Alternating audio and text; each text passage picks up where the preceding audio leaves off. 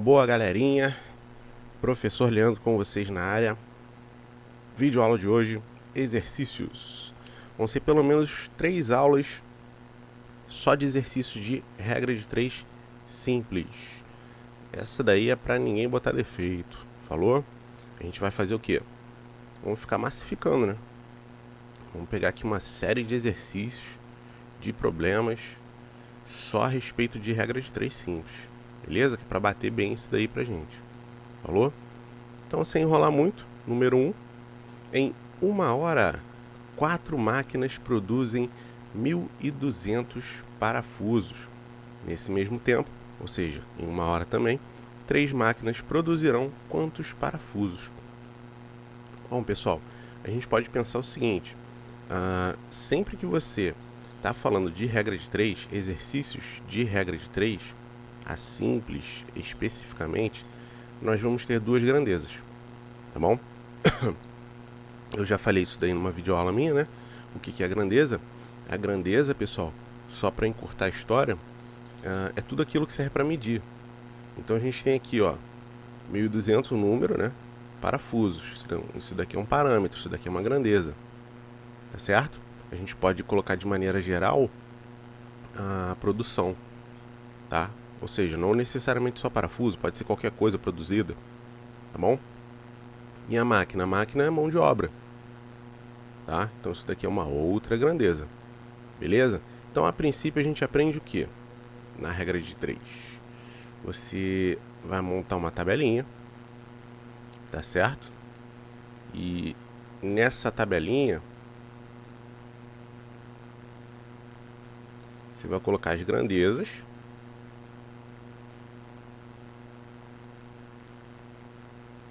Isso aqui tá ficando uma maravilha. Tá bom, né? Você vai organizar em grandezas. Então a gente tem ali 2 grandezas, né, que nós vimos, as máquinas e os parafusos, tá certo? E você vai colocar aqui de maneira correspondente. Então primeiro ali, ó, 4 máquinas para 1.200 parafusos, ok? 3 máquinas produzirão X parafusos, tá certo? Isso daqui, vamos dizer assim, é 50% do teu exercício. Agora a gente vai para os outros 30% do exercício. É você identificar se essas 2 grandezas são diretamente ou inversamente proporcionais, tá certo?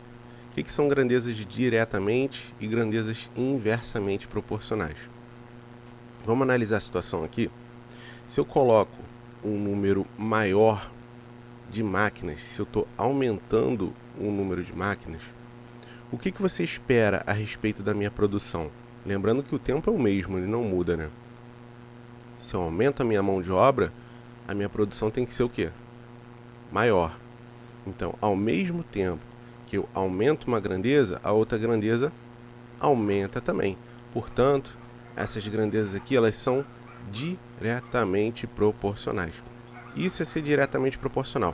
Ao mesmo tempo que uma aumenta, a outra aumenta também.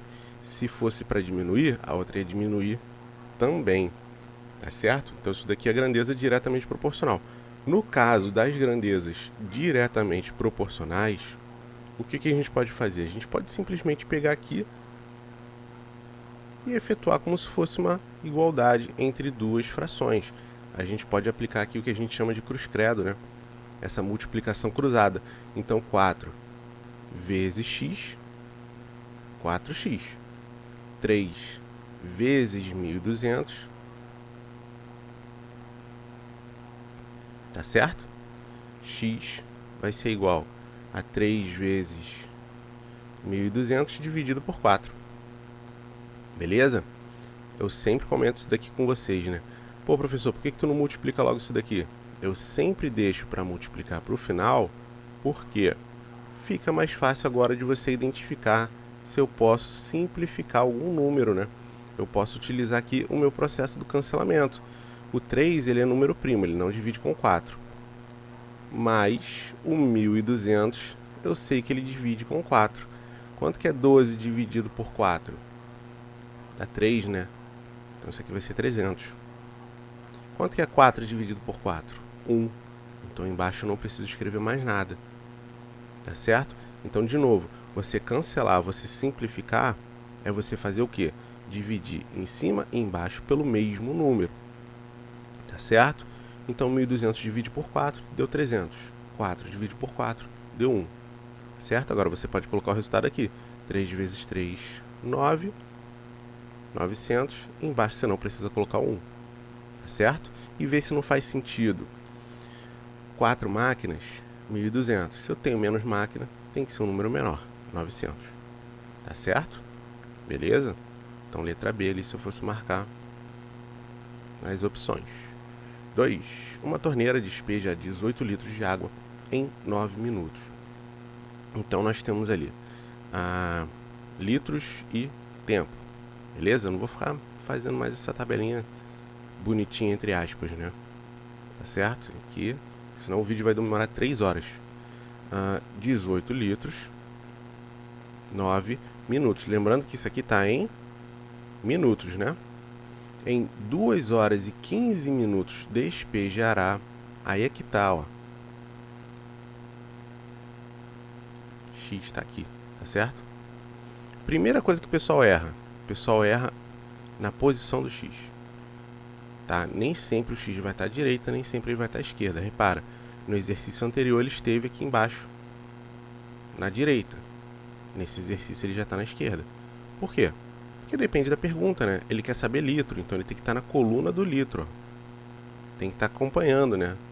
Se ele perguntasse o tempo, ele ia estar na coluna do tempo. Aqui ele perguntou parafuso, ele tem que estar na coluna do parafuso. Tá certo? Sempre correspondendo com o que ele me deu. Tá? O 18 tem que estar do lado do 9. O X tem que estar do lado do tempo, do novo tempo que ele me deu. Beleza, mas isso não é o problema aqui. Qual seria o problema? Jamais você pode misturar duas unidades de medida. Aqui a gente tem horas e minutos. Tá? Eu não posso misturar duas unidades de medida. O que eu vou fazer? Eu tenho que transformar.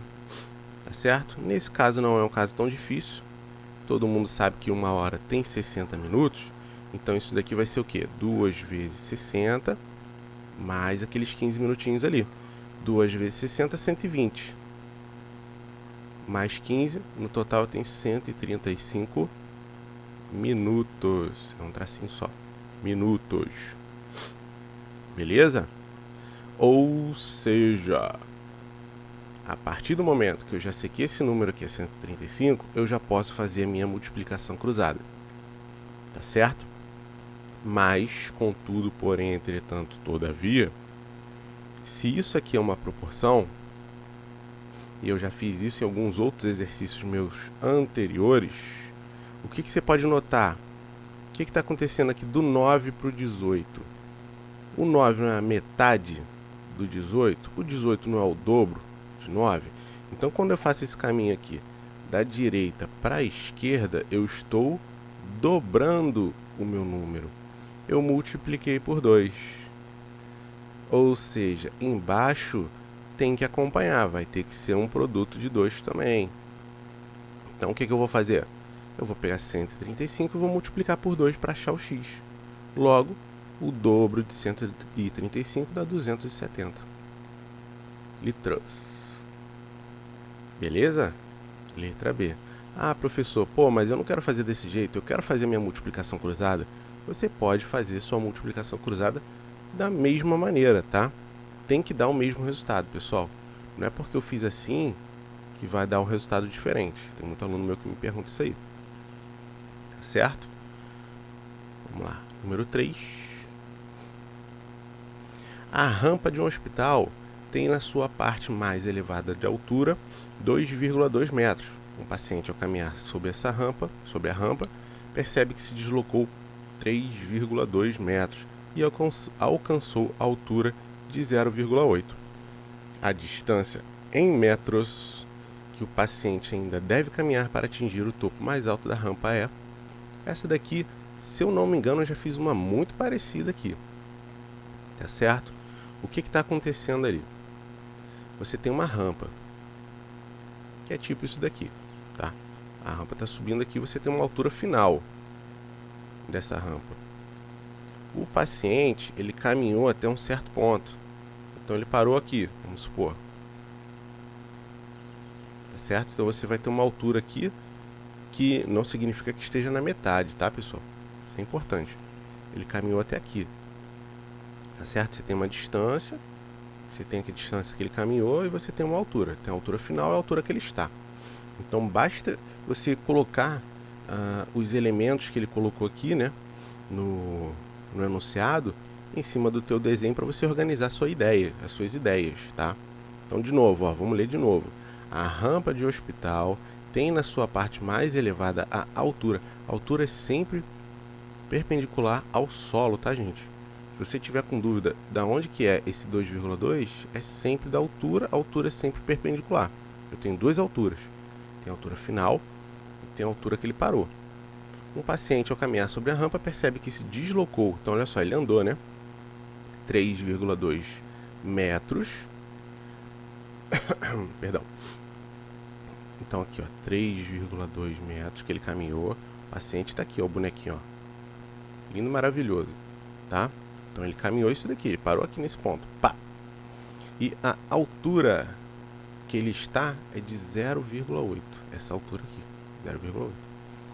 Ele quer saber a distância em metros que ainda deve caminhar para atingir o ponto mais alto.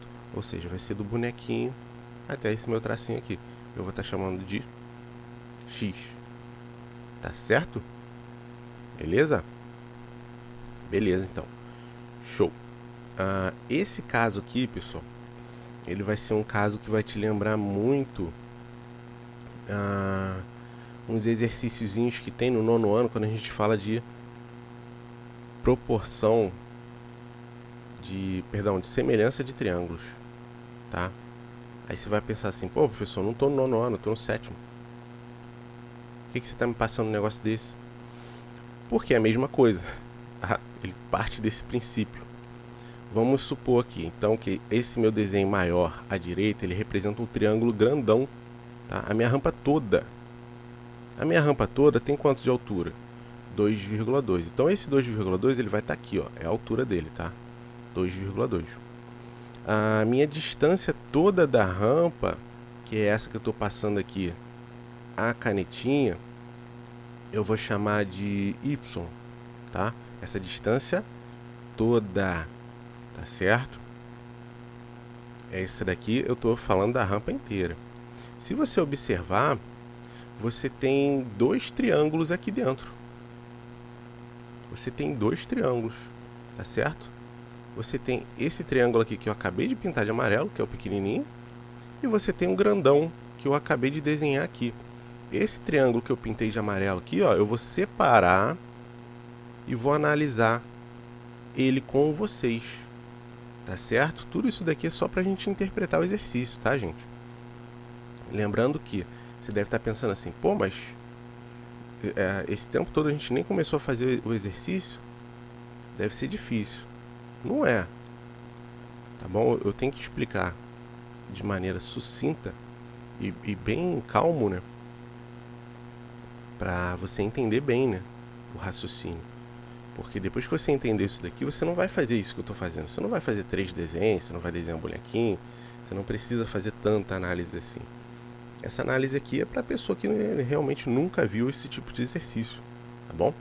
Então por isso que a gente tem que fazer tão devagar assim. Então voltando para cá, ó, tá? Esse meu triângulo de amarelo, que é o pequenininho aqui, ó, eu separei ele e eu tenho meu triângulo todo, que seria a minha rampa inteira, tá certo? Que tá aqui.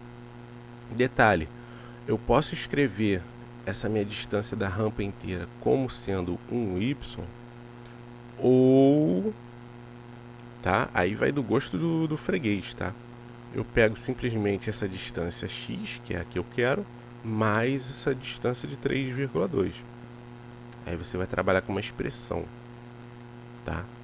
Então, ou você coloca Y, ou você coloca isso daqui, tá bom? No fundo, tanto faz. Eu acho que assim você vai ter um trabalhinho a mais só. Você tem que tomar mais cuidado, tá? Isso daqui é para quem está mais avançado, vamos dizer assim. Mas enfim, vamos lá. Aonde que eu quero chegar? Sendo dois triângulos semelhantes, eles estão partindo aqui de uma mesma figura, vamos dizer assim. Aqui eu estou falando de uma altura que é perpendicular. Isso daqui é uma altura também, tem ângulos semelhantes. Eu posso aplicar uma semelhança, ou seja, eu posso aplicar uma proporção. Eu posso escrever da seguinte maneira isso daqui. 0,8, que é a base do pequenininho, 0,8 está para base do grandão, assim como, lembrando que se do lado esquerdo você começou do pequenininho, do lado direito você tem que começar do pequenininho também. A distância da rampa que ele andou está para a distância da rampa que ele ainda tem que andar. Tá bom? Então a base do pequeno, base do grandão. Distância do pequeno, a distância do grandão, do total. Tá certo? Beleza? Daí pra frente, vocês já viram que isso daqui é o quê? Uma igualdade entre duas frações. Eu posso aplicar aqui a minha multiplicação cruzada. Eu posso fazer um cruz-credo. Se você quiser, você pode até tirar essa vírgula aqui. Por quê? Se você multiplicar por 10 em cima e embaixo, você vai estar caminhando com essa vírgula para a direita. Uma casinha. Então em cima fica 8 e embaixo vai ficar 22. Tanto faz. Tá bom? Não vai fazer diferença para você isso daqui. Tá certo? Então, mãos à obra. Vocês já sabem que eu gosto de multiplicar só no final. Então vai ficar assim, ó, 22 vezes 3,2. Y é igual a 22 vezes 3,2 sobre 8. Imagina que esse 3,2 aqui é 32. 32 não divide por 8? Quanto que é 32 dividido por 8? 4, né? Então 3,2 dividido por 8 vai dar 0,4. Então 22 vezes 0,4.